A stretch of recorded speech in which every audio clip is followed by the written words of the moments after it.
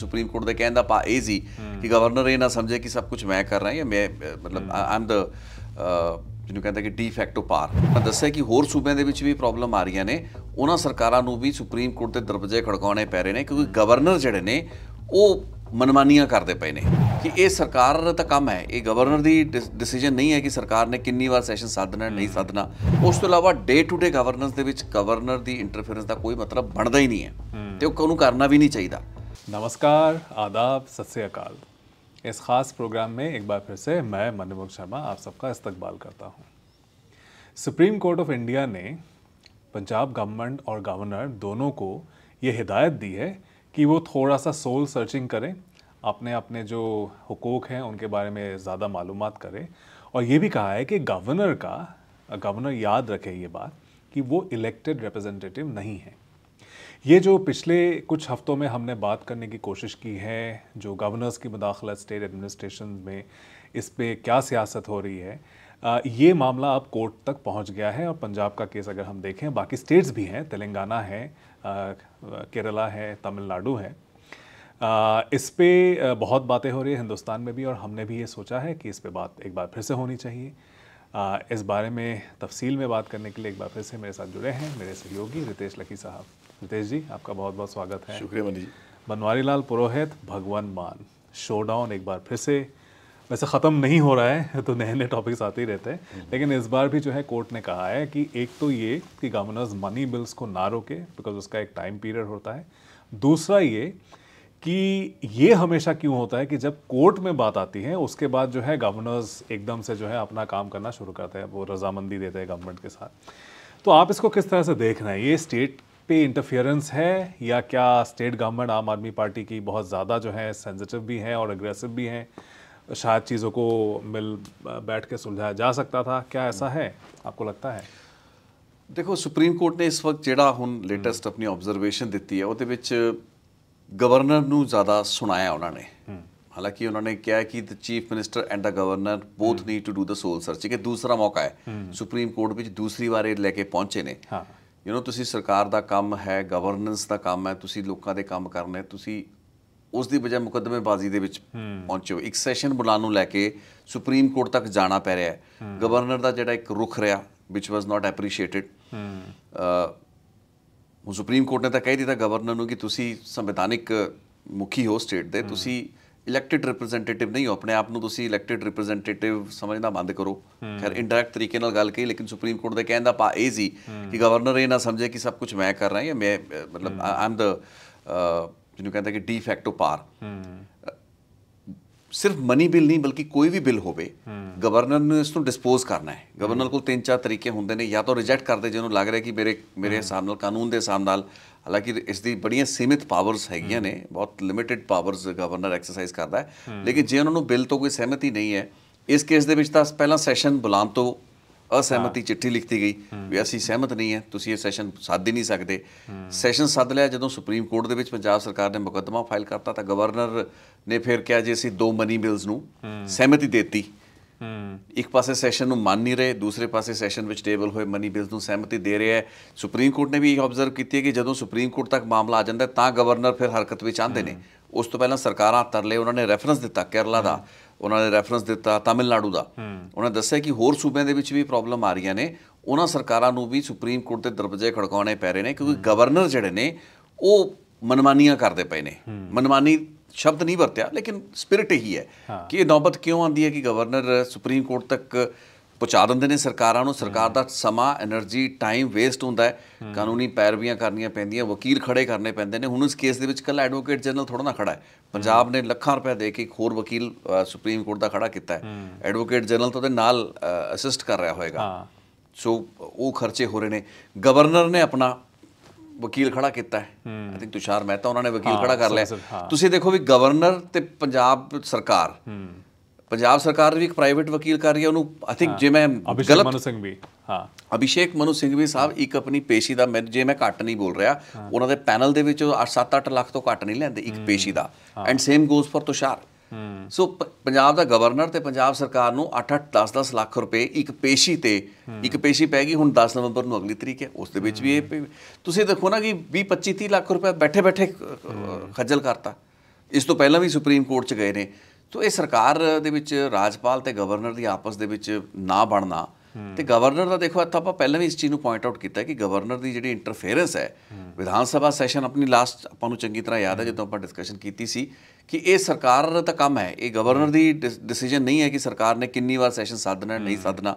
ਜੇ ਉਹਦੇ 'ਚ ਕੋਈ ਕਾਨੂੰਨੀ ਜਾਂ ਸੰਵਿਧਾਨਿਕ ਅੜਚਨ ਹੈ ਤਾਂ ਉਹ ਦੱਸਤੀ ਜਾਵੇ, ਪੁਆਇੰਟ ਆਊਟ ਕਰਤੀ ਜਾਵੇ। ਤੁਸੀਂ ਇਹ ਕਹਿਣਾ ਕਿ ਨਹੀਂ ਤੁਸੀਂ ਸੈਸ਼ਨ ਨਹੀਂ ਸੱਦਿਆ ਤੇ ਬਾਅਦ ਦੇ ਵਿੱਚ ਤੁਸੀਂ ਉਹਨਾਂ ਹੀ ਸੈਸ਼ਨਾਂ ਦੇ ਵਿੱਚ ਪੇਸ਼ ਕੀਤੇ ਗਏ ਮਨੀ ਬਿੱਲਾਂ ਨੂੰ ਮਨਜ਼ੂਰੀ ਦੇ ਦਿੱਤੀ, ਕਹਿੰਦਾ ਜੀ ਹੁਣ ਮਨਜ਼ੂਰ ਕਰਤੇ ਨੇ। ਸੋ ਇਹ ਤਾਂ ਸੋਲ ਸਰਚਿੰਗ ਤਾਂ ਕਰਨੀ ਪੈਣੀ ਹੈ। ਹਾਲਾਂਕਿ ਇੱਥੇ ਪੰਜਾਬ ਦੇ ਮੁੱਖ ਮੰਤਰੀ ਨੂੰ ਤੇ ਪੰਜਾਬ ਦੇ ਸਪੀਕਰ ਨੂੰ ਵੀ ਸੁਪਰੀਮ ਕੋਰਟ ਨੇ ਕਿਹਾ, ਸੁਪਰੀਮ ਕੋਰਟ ਨੇ ਆਪਣੇ ਵੱਲੋਂ ਇੱਕ ਬੈਲੈਂਸਿੰਗ ਜਾਂ ਕੰਮ ਕੀਤਾ, ਲੇਕਿਨ ਮੈਨੂੰ ਐਕਸਪੈਕਟੇਸ਼ਨ ਇਹ ਜ਼ਰੂਰ ਹੋਣੀ ਚਾਹੀਦੀ ਕਿ ਇਸ ਤਰੀਕੇ ਦੀ ਸਥਿਤੀਆਂ ਦੇ ਵਿੱਚ ਸੁਪਰੀਮ ਕੋਰਟ ਨੂੰ ਥੋੜ੍ਹੀ ਸਖਤੀ ਕਰਨੀ ਚਾਹੀਦੀ ਹੈ। ਠੀਕ ਹੈ, ਪੰਜਾਬ ਸਰਕਾਰ ਕਿੰਨੀ ਦੇਰ ਬਾਅਦ ਉਹ ਸੈਸ਼ਨ ਕਰ ਰਹੀ ਹੈ, ਕਿਉਂਕਿ ਇੱਥੇ ਸ਼ਾਇਦ ਉਹਨਾਂ ਨੇ ਇੱਕ ਪੁਆਇੰਟ ਕੀਤਾ ਕਿ ਤੁਹਾਡਾ ਮੌਨਸੂਨ ਤੇ ਤੁਹਾਡਾ ਬਜਟ ਸੈਸ਼ਨ ਇਕੱਠੇ ਰਲ ਗਏ। ਸੋ ਇਸ ਤਰੀਕੇ ਦਾ ਇੱਕ ਥੋੜੀ ਜਿਹੜੀ ਸੈਸ਼ਨ ਨੂੰ ਕਨਵੀਨ ਕਰਨਾ, ਉਸ ਨੂੰ ਫਿਰ ਐਡਜਰਨ ਕਰਨਾ, ਉਹਨੂੰ ਪ੍ਰੋਰੋਗ ਕਰਨਾ, ਉਹਦੀ ਕੁਝ ਟੈਕਨੀਕੈਲਿਟੀਜ਼ ਹੁੰਦੀਆਂ ਨੇ ਤੇ ਉਹਨਾਂ ਦੇ ਕਾਰਨ ਉਹਨਾਂ ਨੇ ਪੰਜਾਬ ਸਰਕਾਰ ਦੇ ਵਿੱਚ ਥੋੜੀ ਜਿਹੀ ਨੁਕਤਾਚੀਨੀ ਜ਼ਰੂਰ ਕੀਤੀ ਹੈ। ਲੇਕਿਨ ਮੈਨੂੰ ਲੱਗਦਾ ਵੀ ਸੁਪਰੀਮ ਕੋਰਟ ਨੂੰ ਬੜੇ ਸਿੱਧੇ ਸਪਸ਼ਟ ਸ਼ਬਦਾਂ ਦੇ ਵਿੱਚ ਉਹਨਾਂ ਨੇ ਕਹਿ ਵੀ ਦਿੱਤਾ ਕਾਫੀ ਹੱਦ ਤੱਕ ਗੱਲ, ਹੋ ਸਕਦਾ ਰਾਜਪਾਲ ਦੇ ਅਹੁਦੇ ਦੀ ਮਰਿਆਦਾ ਦਾ ਧਿਆਨ ਰੱਖ ਕੇ ਸੁਪਰੀਮ ਕੋਰਟ ਨੇ ਸਖਤੀ ਨਹੀਂ ਕੀਤੀ, ਨਹੀਂ ਤਾਂ ਜੇ ਕਿਸੇ ਅਫਸਰ ਜਾਂ ਕਿਸੇ ਹੋਰ ਵਿਅਕਤੀ ਵਿਸ਼ੇਸ਼ ਦੀ ਗੱਲ ਹੁੰਦੀ ਤਾਂ ਸੁਪਰੀਮ ਕੋਰਟ ਇੰਨਾ ਫੋਰਗਿਵਿੰਗ ਵੀ ਨਹੀਂ ਹੁੰਦਾ। ਸੋ ਮੈਨੂੰ ਲੱਗਦਾ ਜੇ ਥੋੜੀ ਜਿਹੀ ਹੋਰ ਸਖਤ ਸ਼ਬਦਾਵਲੀ ਦੀ ਵਰਤੋਂ ਕਰਦੇ, ਕਿਉਂਕਿ ਪ੍ਰੈਜ਼ੀਡੈਂਟ ਸਥਾਪਿਤ ਹੋਣਾ ਚਾਹੀਦਾ, ਇਕੱਲਾ ਪੰਜਾਬ ਦਾ ਰੌਲਾ नहीं है, बल्कि ਹੋਰ ਰਾਜਾਂ ਦੇ ਵਿੱਚ ਵੀ गवर्नर इसी तरीके की खराबी कर रहे हैं। क्योंकि अभी केरला के साथ बहुत बार हो चुका है, केरला बार बार जो है इस चीज़ को केरला गवर्नमेंट जो है कह भी रही है काफ़ी टाइम से, पिनराई विजयन गवर्नमेंट ने, कि भाई जो गवर्नर आरिफ मोहम्मद ख़ान है बहुत ज़्यादा इंटरफियरिंग है, वो तो वाइस चांसलर्स कौन होंगे अपॉइंट, वहाँ तक जो है वो चाहते हैं कि उन्हीं की बात सुनी जाए, एकदम से बाकी सबको वीसीज़ को बर्खास्त कर दिया था। तो ये कॉन्फ्रंटेशनल एटीट्यूड अभी का नहीं है, जो 2015-16 से हमने देखा है, जब किरण बेदी पौंडीचेरी की लेफ्टिनेंट गवर्नर थी तब भी ये प्रॉब्लम हो रहा था, वहाँ पे इलेक्टेड गवर्नमेंट कांग्रेस की थी। तो ये बहुत लोग कहते हैं कि ये नॉन बीजेपी स्टेट्स में ही ज़्यादा होता है, बीजेपी के गवर्नमेंट में, और ये गवर्नर जो है क्योंकि सेंट्रल अपॉइंटीज़ हैं। तो एक हमने हालांकि इस बारे में पहले बात की है, लेकिन मैं फिर से चाहूँगा हमारे दर्शकों के लिए आप इस बात पे भी जो है थोड़ी सी रोशनी डालें कि क्या क्लियर कट ये एक बैकडोर के ज़रिए गवर्नमेंट इलेक्टेड गवर्नमेंट्स को कंट्रोल करना, उनको थोड़ा सा अनस्टेबल करके रखना, क्या आपको ये लग नहीं रहा है कि ऐसा कुछ हो रहा है? शायद नहीं हो तो रहा ही है, वो तो ਆਪਾਂ ਪਹਿਲਾਂ ਵੀ ਚਰਚਾ ਕਰ ਹੀ ਚੁੱਕੇ ਜੀ ਕਿ ਇਹ ਚੀਜ਼ਾਂ ਹੋਈਆਂ ਨੇ, ਥੀਸ ਥਿੰਗਸ ਆਰ ਹੈਪਨਿੰਗ। ਤੁਸੀਂ ਦੇਖੋ ਨਾ, ਗਵਰਨਰ ਪੰਜਾਬ ਦੇ ਫੀਲਡ ਦੇ ਵਿੱਚ ਜਾ ਰਹੇ ਨੇ, ਅਫਸਰਾਂ ਦੇ ਨਾਲ ਮੀਟਿੰਗਸ ਕਰ ਰਹੇ ਨੇ, ਜੋ ਕਿ ਉਹਨਾਂ ਦਾ ਬਿਲਕੁਲ ਮੈਂਡੇਟ ਨਹੀਂ ਹੈ। ਬਿਲਕੁਲ ਠੀਕ ਹੈ, ਤੁਸੀਂ ਗਵਰਨਰ ਹੋ, ਤੁਸੀਂ ਪ੍ਰਸ਼ਾਸਕ ਹੋ, ਤੁਹਾਡੇ ਕੋਲ ਹੱਕ ਹੋ ਸਕਦਾ ਹੈ, ਤੁਸੀਂ ਜਤਾਓ ਤਾਂ ਹੱਕ ਹੈ ਤੁਹਾਡਾ, ਲੇਕਿਨ ਇਹ ਮਰਿਆਦਾ ਦੇ ਉਲਟ ਹੈ। ਇਹ ਜਿਹੜੀ ਪਾਰਲੀਮੈਂਟਰੀ ਡੈਮੋਕ੍ਰੇਸੀ ਹੈ, ਲੋਕਾਂ ਨੇ ਚੁਣ ਕੇ ਸਰਕਾਰ ਭੇਜੀ ਹੈ, ਮੁੱਖ ਮੰਤਰੀ ਲੋਕਾਂ ਨੇ ਚੁਣਿਆ ਨਾ, ਤੁਸੀਂ ਇਲੈਕਸ਼ਨ ਲੜ ਦਿੰਦੇ, ਤੁਸੀਂ ਚੁਣੇ ਜਾਂਦੇ, ਲੇਕਿਨ ਤੁਸੀਂ ਕਹੋ ਜੀ ਕਿ ਮੈਂ ਬਾਏ ਵਰਚੂ ਕਿ ਮੈਂ ਗਵਰਨਰ ਹਾਂ ਤਾਂ ਮੈਂ ਅਫਸਰਾਂ ਨੂੰ ਵੀ ਆਪਣੇ ਸਾਹਮਣੇ ਸੱਦ ਲਾਂਗਾ, ਸਭ ਕਰ ਲਾਂਗਾ, ਮਤਲਬ ਉਹ ਗਲਤ ਹੈ। ਇਹ ਚੀਜ਼, ਇਹ ਇੱਕ ਰਿਵਾਇਤ ਹੈ, ਤੇ ਜੋ ਮੈਨੂੰ ਲੱਗਦਾ ਵੀ ਕੇਂਦਰ ਦੀ ਜਿਹੜੀ ਹਾਕਮ ਸਰਕਾਰ ਹੈ ਸਾਡੀ ਭਾਰਤੀ ਜਨਤਾ ਪਾਰਟੀ NDA, ਤੇ ਇਹਨਾਂ ਦੇ ਸਮੇਂ ਦੇ ਵਿੱਚ ਇਹ ਇੱਕ ਮਾੜੀ ਰਿਵਾਇਤ ਹੈ। ਗਵਰਨਰ ਦਾ ਰੋਲ ਬਹੁਤ ਹੀ ਸੀਮਿਤ ਹੈ ਜੀ। ਗਵਰਨਰ ਦੀ ਜਿਹੜੀ ਭੂਮਿਕਾ ਹੈ ਸਿਰਫ ਇੱਕ ਅਜਿਹੇ ਸਥਿਤੀ ਜਿੱਥੇ ਕਿ ਕੌਨਸਟੀਟਿਊਸ਼ਨਲ ਕ੍ਰਾਈਸਿਸ ਖੜਾ ਹੈ, ਸਰਕਾਰ ਦੀ ਚੋਣ ਨੂੰ ਲੈ ਕੇ ਕੋਈ ਵੱਡਾ ਪੇਚ ਫਸ ਗਿਆ, ਕਿ ਇਹਨੂੰ ਸੱਦਣ ਦਾ, ਸਰਕਾਰ ਬਣਾਉਣ ਲਈ ਤੁਸੀਂ ਇਨਵੀਟੇਸ਼ਨ ਦੇਣਾ ਹੈ ਨਹੀਂ ਦੇਣਾ, ਉਹ ਕੁਝ ਅਜਿਹੇ ਕ੍ਰਿਟੀਕਲ ਫੈਸਲੇ ਹੁੰਦੇ ਨੇ ਜਦੋਂ ਗਵਰਨਰ ਦੀ ਭੂਮਿਕਾ ਬੜੀ ਇੰਪੋਰਟੈਂਟ ਹੋ ਜਾਂਦੀ ਹੈ। ਉਸ ਤੋਂ ਇਲਾਵਾ ਡੇ ਟੂ ਡੇ ਗਵਰਨੈਂਸ ਦੇ ਵਿੱਚ ਗਵਰਨਰ ਦੀ ਇੰਟਰਫੇਰੈਂਸ ਦਾ ਕੋਈ ਮਤਲਬ ਬਣਦਾ ਹੀ ਨਹੀਂ ਹੈ, ਤੇ ਉਹ ਉਹਨੂੰ ਕਰਨਾ ਵੀ ਨਹੀਂ ਚਾਹੀਦਾ।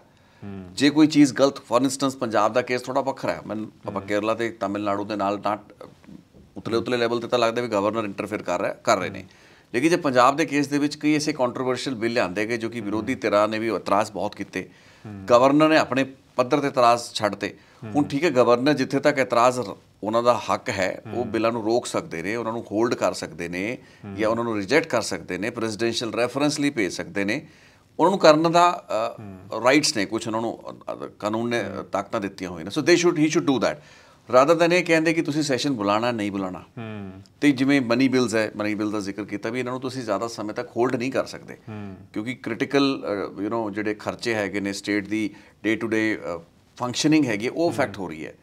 ਸੋ ਗਵਰਨਰ ਅੜੀਕੇਪਨ ਨੂੰ ਨਹੀਂ ਹੈ ਸਰਕਾਰ ਦੇ ਹਰ ਕਦਮ ਦੇ ਉੱਤੇ मतलब कहने भी मागा पा के रखना, कोई ना कोई प्रॉब्लम क्रिएट करके रखना। So that is very unfortunate. क्यों हो रहा है कि ठीक है, बहुत कंट्रोवर्शियल बिल्स लैके आंदे गए ने भगवंत मान ने, ਜਿਹੜੇ पिछले सैशन दौरान उन्होंने चाहे गुरुद्वारा प्रबंधक कमेटी ਦੇ ਵਿੱਚ ਕੁਝ ਚੇਂਜਿਸ ਕੀਤੀਆਂ, ਚਾਹੇ ਵਾਈਸ ਚਾਂਸਲਰ ਦੀ ਅਪਾਇੰਟਮੈਂਟ, ਪੰਜਾਬ ਦੇ ਡੀਜੀਪੀ ਦੀ ਅਪਾਇੰਟਮੈਂਟ, ਇਹਨਾਂ ਨੂੰ ਲੈ ਕੇ ਤਿੰਨੋਂ ਚਾਰੋਂ ਕੰਟਰੋਵਰਸ਼ੀਅਲ ਬਿੱਲ ਸੀ ਜੋ ਕਿ ਜਿਹੜੇ ਸਟੈਂਡਰਡ ਸੈਟਸ ਹੈਗੇ ਨੇ, ਬਣੇ ਹੋਏ ਸਥਾਪਿਤ ਮਿਆਰ ਤੇ ਜਿਹੜੀ ਤਰੀਕਾ ਰਵਾਇਤਾਂ ਨੇ ਉਹਦੇ ਅਗੇਂਸਟ ਜਾਂਦੇ ਸੀ।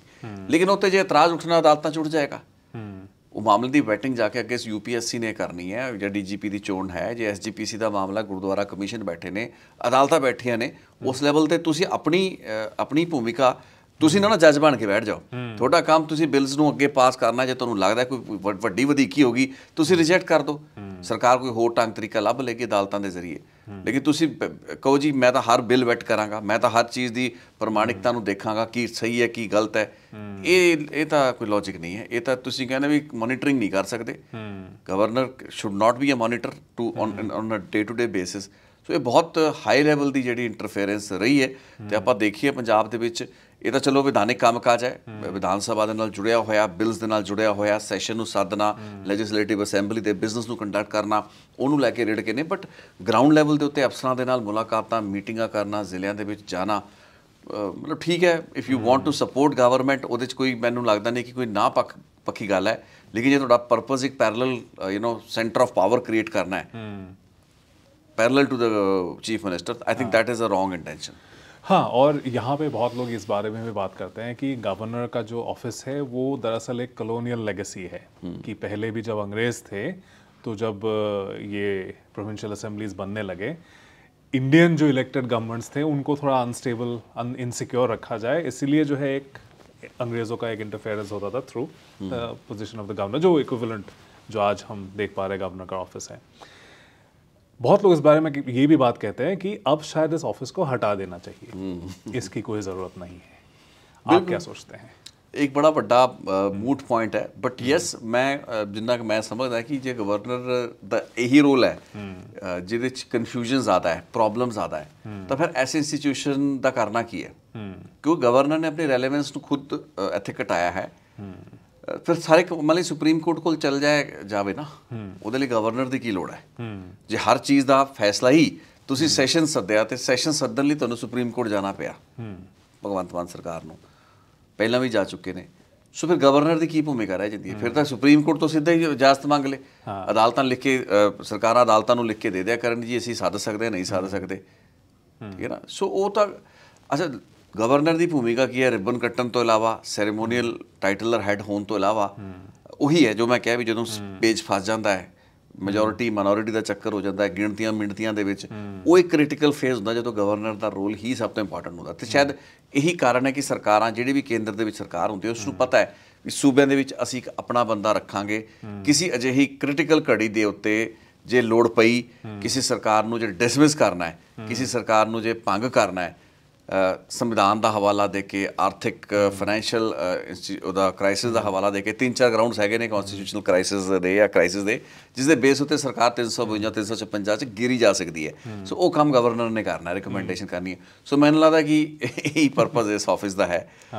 ਠੀਕ ਹੈ, ਦੇਖੋ ਆਫਿਸ ਦਾ ਹੋਣਾ ਗਲਤ ਨਹੀਂ ਹੈ ਮੈਨੂੰ ਲੱਗਦਾ, ਲੇਕਿਨ ਇਹ ਹੈ ਵੀ ਆਫਿਸ ਪਹਿਲਾਂ ਕਦੇ ਨਹੀਂ ਹੋਇਆ, ਇਟ ਹੈਜ਼ ਨੈਵਰ ਹੈਪਨਡ। ਮੈਂ ਪਹਿਲੀ ਵਾਰੀ ਦੇਖ ਰਿਹਾ ਕਿ ਪੰਜਾਬ ਦੇ ਵਿੱਚ ਇੱਕ ਦੀ ਹੋਇਆ ਹੋਵੇ, ਕਿਉਂਕਿ ਹਰਿਆਣੇ 'ਚ ਕੋਈ ਐਸਾ ਜ਼ਿਕਰ ਨਹੀਂ ਹੈ। ਚਲੋ ਸੇਮ ਪਾਰਟੀ ਦੀ ਸਰਕਾਰ ਹੈ। ਕੇਰਲਾ, ਤਾਮਿਲਨਾਡੂ, ਉੱਥੋਂ ਐਂ ਲੱਗਦਾ ਵੀ ਇਹ ਤਾਂ ਬੜੀ ਵੱਡੀ ਬਿਮਾਰੀ ਹੈ। ਐਂ ਲੱਗਦਾ ਵੀ ਇਕੱਲਾ ਸਿਰਫ ਪੰਜਾਬ ਨਾਲ ਟਿਪੀਕਲ ਨਹੀਂ ਹੈ, ਜੇ ਕੇਰਲਾ ਨਾਲ ਹੋ ਰਿਹਾ, ਤਾਮਿਲਨਾਡੂ ਨਾਲ ਹੋਇਆ, ਇਟ ਮੀਨਸ ਕਿ ਗਵਰਨਰ ਦੇ ਆਫਿਸ ਦੇ ਜ਼ਰੀਏ ਤੁਸੀਂ ਇੱਕ ਸਿੱਧਾ ਦਖਲ ਦੇਣ ਦੀ ਕੋਸ਼ਿਸ਼ ਕਰ ਰਹੇ ਹੋ, ਜਿਸ ਦੇ ਜ਼ਰੀਏ ਤੁਸੀਂ ਆਪਣੀ ਜਿਹਨੂੰ ਕਹਿੰਦੇ ਕਿ ਆਪਣੀ ਪਕੜ ਪ੍ਰਸ਼ਾਸਨ ਦੇ ਉੱਤੇ, ਪ੍ਰਬੰਧਨ, ਇਹਦੇ ਨਾਲ ਅਫਸਰਾਂ ਦੇ ਵਿੱਚ ਬੜਾ ਨੈਗੇਟਿਵ ਮੈਸੇਜ ਆਉਂਦਾ ਹੈ। ਇੱਕ ਪੈਰਲਲ ਪਾਵਰ ਕਮਾਂਡ, ਇਹ ਚੀਜ਼ ਪੰਜਾਬ ਦੇ ਵਿੱਚ ਇਸ ਵਕਤ ਗਰਾਊਂਡ ਦੀ ਪ੍ਰੋਬਲਮ ਹੈ।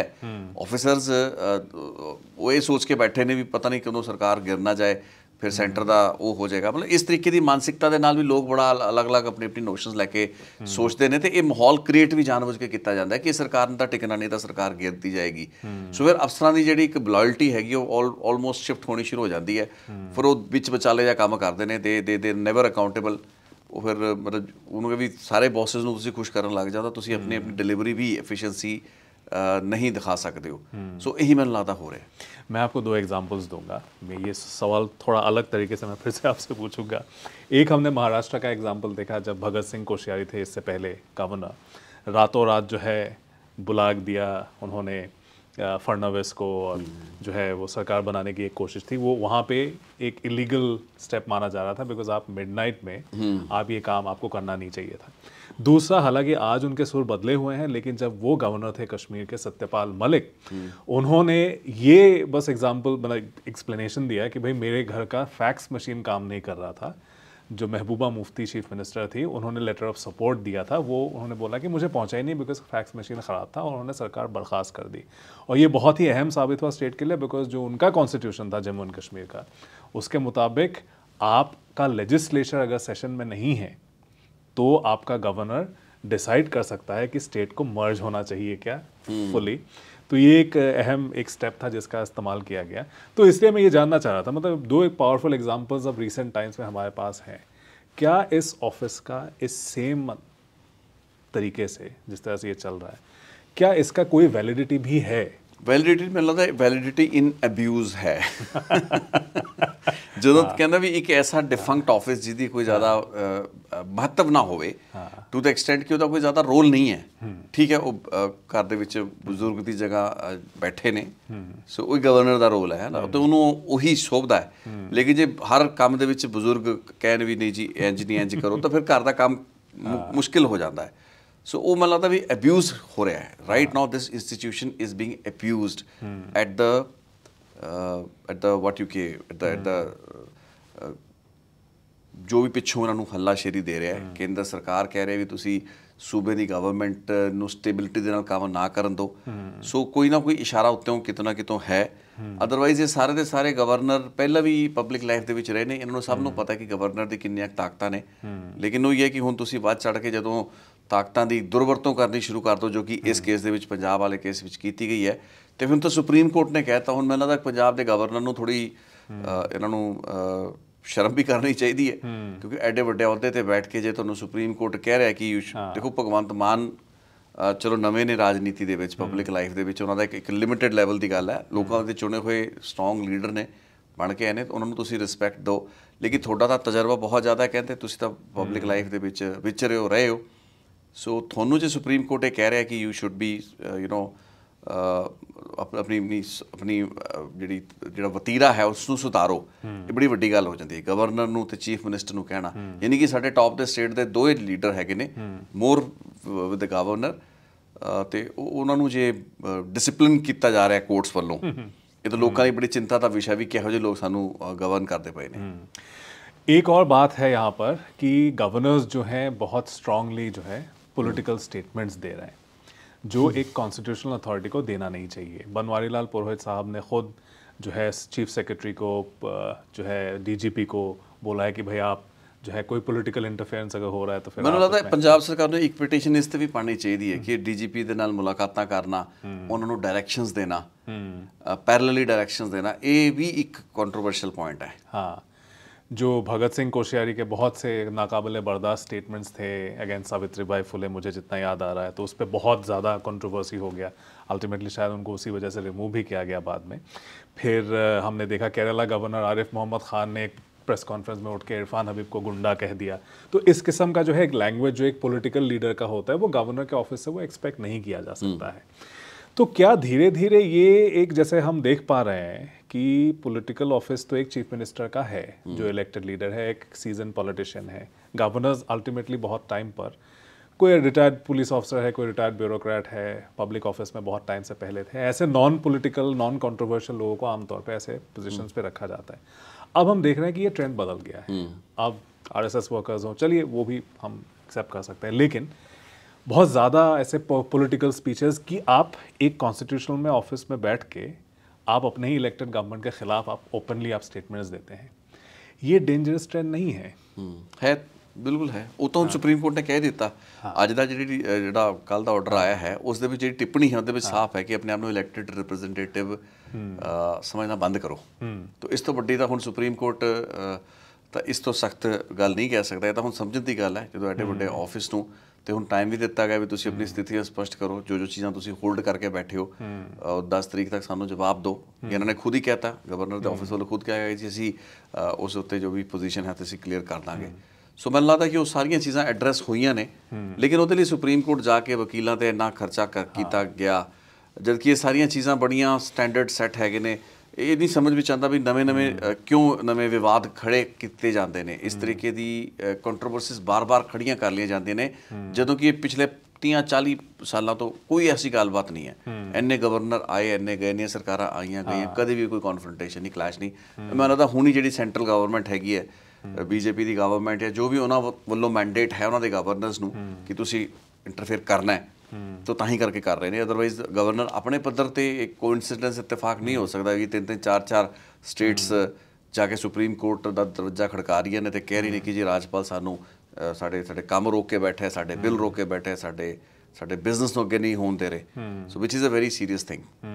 मेरा आखिरी सवाल यहाँ पर, हालांकि फ्राइडे को टाइम दिया गया है गवर्नर को अपना साइड पेश करने के लिए, लेकिन फिर भी एक क्रिटिसिज्म आता है, कुछ ऑब्जर्वर्स ये कहते हैं कि ये जो स्टाइल ऑफ फंक्शनिंग है 2014 के बाद, ये अनऑफिशियली ही है, लेकिन एक Narendra Modi style of functioning है कि ब्यूरोक्रेट्स के ज़रिए जो है गवर्नमेंट को चलाना। कभी कभी इलेक्टेड मिनिस्टर्स का भी इतना रोल नहीं होता है जितने ब्यूरोक्रेट्स का होता है, पीएमओ के ज़रिए इस चीज़ को चलाना। क्या वही फ़लसफ़ा हमें गवर्नर ऑफिस में भी दिख रहा है कि चलिए ब्यूरोक्रेट्स की कोई जिम्मेदारी होती नहीं है वैसे इलेक्टेड रिप्रेजेंटेटिव्स की तरह, गवर्नर की भी वैसी कोई जिम्मेदारी है नहीं, लेकिन पावर का जो है इस्तेमाल सेम तरीके से होता है? क्या वो देख पा रहे हैं कि it is a very Modi way of functioning? नहीं, मैं इसनूं उवें नहीं इंटरप्रेट करांगा। देखो पोलिटिकल तो ये कई तरीके दे नाल इसनूं इंटरप्रेट किया जा ही सकता है। जो तुहाडे सवाल दे विच एक गल जिहड़ी छुपी हुई है, जिहड़ा नुकता छुपिया होया, वो बड़ा क्लीयर है, लेकिन अफसरशाही तो हर सरकार च हावी है। सो ब्यूरोक्रेसी नूं तां आपां थोड़ा साइड ते रख दईए, क्योंकि ईवन जिहड़ी पंजाब दी अपनी गवर्नमेंट चल रही है जो कि अपने लैवल के उत्ते चलदी पई, अफसरशाही तां उहदे विच भी हावी है। ਈਵਨ ਉਹਨਾਂ ਦੀ ਆਪਣੀ ਫੰਕਸ਼ਨੈਲਿਟੀ ਜਾਂ ਉਹ ਕਿਹਨੂੰ ਰਿਪੋਰਟ ਕਰਦੇ ਨੇ, ਕਿ ਆਮ ਆਦਮੀ ਪਾਰਟੀ ਦੀ ਅੱਜ ਜਿਹੜੀ ਦਿੱਲੀ ਦੀ ਜਿਹੜੀ ਹਾਈ ਕਮਾਂਡ ਹੈ ਉਹ ਜ਼ਿਆਦਾ ਪ੍ਰਭਾਵਸ਼ਾਲੀ ਹੈ, ਉਹਦਾ ਜ਼ਿਆਦਾ ਕੰਟਰੋਲ ਹੈ ਬਿਊਰੋਕਰੇਸੀ ਦੇ ਉੱਤੇ, ਕਿ ਅਫਸਰਾਂ ਦੀ ਰਿਪੋਰਟਾਜ ਸਿੱਧੀ ਦੀ ਸਿੱਧੀ ਭਗਵੰਤ ਮਾਨ ਤੋਂ ਇਲਾਵਾ ਵੀ ਉੱਤੇ ਹੋ ਰਹੀ ਹੈ, ਉੱਤੇ ਵੀ ਉਹਨਾਂ ਦੇ ਆਕਾ ਬੈਠੇ ਨੇ ਨਾ, ਜਿਵੇਂ ਹਾਈ ਕਮਾਂਡ ਹਰ ਪਾਰਟੀ ਦੀ ਬੈਠੀ ਹੁੰਦੀ ਹੈ। ਸੋ ਉਹ ਤਾਂ ਸਾਰੀਆਂ ਪਾਰਟੀਆਂ 'ਚ ਇੱਕੋ ਜਿਹੀ ਰਿਵਾਇਤ ਹੈ, ਅਫਸਰਾਂ ਦਾ ਵੀ ਸਭ ਹੁਕਮਰਾਨਾਂ ਦੇ ਪ੍ਰਤੀ ਇੱਕ ਹੀ ਰਵੱਈਆ ਹੈ। ਬਾਕੀ ਜਿੱਥੇ ਤੱਕ ਗੱਲ ਰਹੀ, ਦੇਖੋ ਇਹ ਕੇਸ ਟੂ ਕੇਸ ਬੇਸਿਸ ਤੇ, ਪਲੱਸ ਇਹ ਗਵਰਨਰ ਦਾ ਰੌਲਾ ਆਪਾਂ ਡਿਸਕਸ ਜਿਹੜੀ ਗੱਲ ਕਰਦੇ ਪਏ ਹਾਂ, ਤੇ ਉਹ ਗਵਰਨਰ ਦੇ ਥਰੂ ਕੋਸ਼ਿਸ਼ ਤਾਂ ਕੀਤੀ ਜਾ ਸਕਦੀ, ਲੇਕਿਨ ਕਿੰਨੀ ਕੁ ਤੁਸੀਂ ਗਵਰਨਰ ਦੇ ਥਰੂ ਸਰਕਾਰਾਂ ਨੂੰ ਰਨ ਕਰ ਸਕਦੇ ਹੋ? ਤੁਸੀਂ ਹਾਂ ਅੜਿੱਕੇ ਬਣ ਸਕਦੇ ਹੋ ਜੋ ਕਿ ਗਵਰਨਰ ਬਣ ਰਹੇ ਨੇ, ਬਿਯੋਂਡ ਦੈਟ ਤਾਂ ਗਵਰਨਰ ਦਾ ਕੋਈ ਭੂਮਿਕਾ ਹੈ ਨਹੀਂ ਹੈ। ਉਹ ਪ੍ਰੋਐਕਟਿਵਲੀ ਆਉਣ ਦੀ ਕੋਸ਼ਿਸ਼ ਕਰ ਰਹੇ ਨੇ, ਲੇਕਿਨ ਉਹ ਉਸ ਸਪੇਸ ਨੂੰ ਲੈ ਨਹੀਂ ਸਕਣਗੇ, ਕਿਉਂਕਿ ਕਿਤੇ ਨਾ ਕਿਤੇ ਜਾ ਕੇ ਉਹਨਾਂ ਨੂੰ ਰੁਕਣਾ ਪਏਗਾ ਤੇ ਅਫਸਰਾਂ ਨੂੰ ਵੀ ਰੁਕਣਾ ਪਏਗਾ ਨਾ। ਕੋਈ ਆਪਣੀ ਇਲੈਕਟਿਡ ਸਰਕਾਰਾਂ, ਮੁੱਖ ਮੰਤਰੀਆਂ ਦੇ ਜਿਹੜੇ ਹੁਕਮ ਨੇ ਉਹਨਾਂ ਨੂੰ ਇਗਨੋਰ ਨਹੀਂ ਕਰ ਸਕਦਾ ਅਫਸਰ। ਸੋ ਉਸ ਤਰੀਕੇ ਦੀ ਵੀ ਗੱਲਬਾਤ ਨਹੀਂ ਹੋ ਸਕਦੀ। ਤਾਂ ਗਵਰਨਰ ਜਿਹੜੇ ਹੈਗੇ ਨੇ ਉਹ ਇੰਟਰਫੇਅਰ ਕਰ ਰਹੇ ਨੇ ਟੂ ਸਟਾਪ, ਟੂ ਹਾਲਟ, ਰੁਕਾਵਟ ਪੈਦਾ ਕਰਨ ਦੀ ਕੋਸ਼ਿਸ਼, ਅੜਿੱਕਾ ਬਣਨ ਦੀ ਕੋਸ਼ਿਸ਼ ਕਰ ਰਹੇ ਨੇ। ਬਿਯੋਂਡ ਦੈਟ ਤੁਸੀਂ ਸੋਚੋ ਕਿ ਜੋ ਸਰਕਾਰ ਦੀ ਭੂਮਿਕਾ ਦੇ ਵਿੱਚ ਆ ਜਾਣਗੇ ਤੇ ਬਿਊਰੋਕਰੇਸੀ ਉਹਨਾਂ ਨੂੰ ਰਿਸਪੌਂਡ ਕਰੇਗੀ ਤੇ ਜੀ ਸੈਂਟਰ ਰਨ ਕਰੇਗੀ, ਮੈਨੂੰ ਲੱਗਦਾ ਉਹ ਚੀਜ਼ ਨਹੀਂ ਹੈ। ਇਹ ਚੀਜ਼ ਸਿਰਫ ਖਰਾਬਾ ਕਰਨ ਲਈ ਹੈ, ਸਿਆਸੀ ਤੌਰ 'ਤੇ ਪਰੇਸ਼ਾਨ ਕਰਨਾ ਸਰਕਾਰਾਂ ਨੂੰ, ਉਹਨਾਂ ਦਾ ਮਨੋਬਲ ਡੇਗਣਾ ਜਾਂ ਉਹਨਾਂ ਦੇ ਕੰਮਾਂ ਦੇ ਵਿੱਚ ਅੜਚਨ ਮਾਰਨਾ, ਇਹ ਤਰੀਕਾ ਹੈ which is a very negative sentiment, which is a very negative outlook, ਵਿੱਚ ਨੈਗੇਟਿਵਿਟੀ ਨਾਲ ਭਰਿਆ ਹੋਇਆ ਪੂਰਾ ਦਾ ਪੂਰਾ ਕੰਡਕਟ ਹੈ। ਤੇ ਸੈਂਟਰ ਗਵਰਨਮੈਂਟ ਨੂੰ ਵੀ ਆਪਣੇ ਗਵਰਨਰਸ ਦੇ ਉੱਤੇ ਉਹਨਾਂ ਨੂੰ ਘੱਟੋ ਘੱਟ ਇਹ ਜ਼ਰੂਰ ਦੱਸਣਾ ਚਾਹੀਦਾ ਕਿ ਜਮਹੂਰੀਅਤ ਦੀ ਜਿਹੜੀ ਮਰਿਆਦਾ ਉਸ ਨੂੰ ਫੋਲੋ ਕੀਤਾ ਜਾਏ।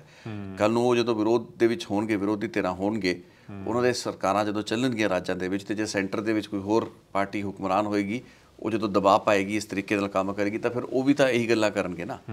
ਸੋ ਇਹ ਤਾਂ ਚੀਜ਼ਾਂ ਸਮਝ ਨਹੀਂ ਆਉਂਦੀਆਂ। ਚੰਗੀਆਂ ਤੁਸੀਂ ਚੰਗੀ ਰਵਾਇਤਾਂ ਪਾਓ ਜਮਹੂਰੀਅਤ ਦੇ ਵਿੱਚ, people should know you for the good things that you did, not ਕਿ ਤੁਸੀਂ ਇੱਕ ਸਿਸਟਮ ਨੂੰ ਖਰਾਬ ਕਿਵੇਂ ਕੀਤਾ ਜਿਵੇਂ ਅੱਜ ਕਰ ਰਹੇ ਨੇ। ਤੇ ਜਿਵੇਂ ਤੁਸੀਂ ਜ਼ਿਕਰ ਕੀਤਾ ਨਰਿੰਦਰ ਮੋਦੀ, ਮੈਂ ਖਿਆਲ ਨਾਲ ਕਿ ਇਸ ਗੱਲ ਉਹਨੂੰ ਪੋਲੀਟੀਕਲੀ ਨਹੀਂ ਲੈਂਦਾ, ਲੇਕਿਨ ਜੇ ਨਰਿੰਦਰ ਮੋਦੀ ਜਾਂ ਉਹਨਾਂ ਦੀ ਜਿਹੜੀ ਲੀਡਰਸ਼ਿਪ ਹੈ, ਜੇ ਉਹ ਇਸ ਤਰੀਕੇ ਦੀ ਖਰਾਬੀ ਦੇ ਪਿੱਛੇ ਆਪਣੀ ਭੂਮਿਕਾ ਅਦਾ ਕਰ ਰਹੇ ਨੇ, ਤਾਂ ਫਿਰ ਉਹਨਾਂ ਨੂੰ ਇਸ ਮਾੜੀ ਰਵਾਇਤਾਂ ਪਾਉਣ ਲਈ ਇੱਕ ਮਾੜੇ ਸੰਦਰਭ 'ਚ ਯਾਦ ਰੱਖਿਆ ਜਾਏਗਾ। ਉਹਨਾਂ ਨੂੰ ਹੁਣ ਲੱਗ ਰਿਹਾ ਹੋ ਸਕਦਾ ਕਿ ਨਹੀਂ ਅਸੀਂ ਬੜਾ ਇੰਟਰਫੇਅਰ ਕਰ ਰਹੇ ਜੀ, ਇਸ ਵਕਤ ਇੱਕ ਕਿੱਕ ਮਿਲ ਰਹੀ ਹੁੰਦੀ ਹੈ ਵੀ ਨਹੀਂ ਅਸੀਂ ਸਰਕਾਰ ਨੂੰ ਚੱਲਣ ਨਹੀਂ ਦੇਣਾ ਇਹਨਾਂ ਦੀ, ਲੇਕਿਨ ਫਿਊਚਰ ਦੇ ਵਿੱਚ you will be known for the wrong precedents that you end up setting. ਜਿਹੜੀਆਂ ਮਾੜੀ ਮਿਸਾਲਾਂ ਤੁਸੀਂ ਕਾਇਮ ਕਰਕੇ ਜਾ ਰਹੇ ਹੋ, ਇਹ ਯਾਦ ਰੱਖੀਆਂ ਜਾਣਗੀਆਂ, ਇਹਨਾਂ ਨੂੰ ਕੋਡ ਕੀਤਾ ਜਾਏਗਾ and you will B told, ਤੁਹਾਨੂੰ ਸ਼ੀਸ਼ਾ ਦਿਖਾਇਆ ਜਾਏਗਾ ਜਦੋਂ ਤੁਸੀਂ ਉਸ ਪੋਜੀਸ਼ਨ ਦੇ ਵਿੱਚ ਨਹੀਂ ਹੋਵੋਗੇ, ਜਦੋਂ ਤੁਹਾਡੇ 'ਚ ਉਨੀ ਤਾਕਤ ਨਹੀਂ ਹੋਏਗੀ ਜਿੰਨੀ ਅੱਜ ਹੈ, ਤੇ ਉਸ ਵਕਤ ਜਦੋਂ ਤੁਸੀਂ ਵੀ ਉਸ ਹਾਲਾਤ ਦੇ ਵਿੱਚ ਹੋਵੋਗੇ ਨਾ ਰਿਸੀਵਿੰਗ ਐਂਡ ਤੇ, ਫਿਰ ਤੁਸੀਂ ਜਦੋਂ ਰੋਵੋਗੇ, ਚੀਖੋਗੇ, ਚਿল্ਲਾਓਗੇ, ਜਿਵੇਂ ਹੁਣ ਹੋਰ ਵਿਰੋਧੀ ਪਾਰਟੀਆਂ ਕਰ ਰਹੀਆਂ ਨੇ, ਤੇ ਫਿਰ ਤੁਹਾਨੂੰ ਫਿਰ ਸ਼ੀਸ਼ਾ ਦਿਖਾਇਆ ਜਾਏਗਾ ਵੀ ਤੁਸੀਂ ਕੀ ਕਰਿਆ ਕਰਦੇ ਸੀਗੇ, ਤੇ ਫਿਰ ਜਵਾਬ ਨਹੀਂ ਹੋਏਗਾ ਤੁਹਾਡੇ ਕੋਲ। ਸੋ ਇਹ ਤਾਂ ਇੱਕ ਦੇਖੋ, that is how you differentiate a politician from a statesman. ਜਿਹੜੇ ਦੇਸ਼ ਦੇ ਤਗੜੇ ਚੰਗੇ ਲੀਡਰ ਨੇ, ਹੁਣ ਅਟਲ ਬਿਹਾਰੀ ਵਾਜਪਾਈ ਹੈ ਜਾਂ ਕੋਈ ਬਹੁਤ ਅੱਛੇ ਵੱਡੇ ਲੀਡਰ ਆਉਂਦੇ ਨੇ, ਉਹਨਾਂ ਨੂੰ ਇੱਕ ਮਰਿਆਦਾ ਜਿਹੜੀ ਰਾਜਨੀਤੀ ਦੀ ਹੈ ਉਸ ਲਈ ਜਾਣਿਆ ਜਾਂਦਾ ਹੈ। ਸੋ ਤੁਸੀਂ ਜਾਣੇ ਹਮੇਸ਼ਾ ਚੰਗੇ ਬੜੱਪਨ ਲਈ ਜਾਓਗੇ, ਕਦੇ ਵੀ ਛੋਟੀ ਸੋਚ ਲਈ, ਛੋਟੀਆਂ ਹਰਕਤਾਂ ਲਈ ਕੋਈ ਨਹੀਂ ਤੁਹਾਨੂੰ ਜਾਣੇਗਾ। ਸੋ ਇਹ ਚੀਜ਼ ਤਾਂ I think the government and the rulers should know. बिल्कुल। आज की चर्चा में जुड़ने के लिए आपका बहुत शुक्रिया रितेश जी। आप सबका भी बहुत शुक्रिया अपना कीमती वक्त हमें देने के लिए।